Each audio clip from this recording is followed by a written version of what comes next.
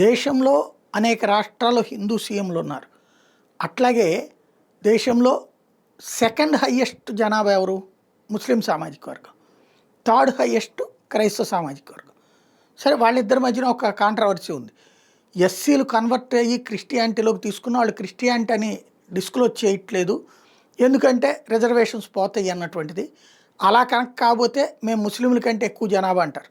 అప్పుడు దేశంలో 40 కోట్ల మంది ముస్లింలు ఉన్నారంటే అప్పుడు 60 కోట్ల మంది క్రిస్టియన్స్ ఉంటే హిందువులు ఎంతమంది ఉన్నట్టు? 40 కోట్లేనా? ఎవరి విచిత్ర లెక్కలు వాళ్ళు చెప్తుంటారు.